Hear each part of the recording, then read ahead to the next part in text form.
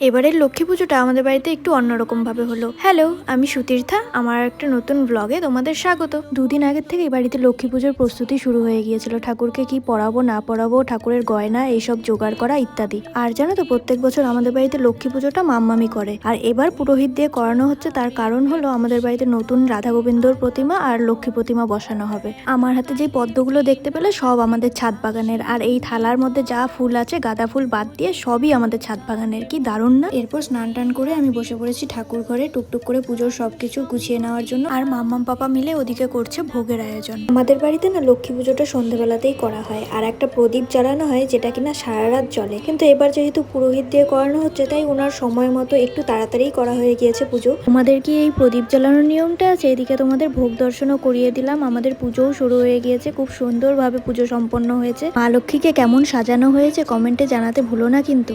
Tata.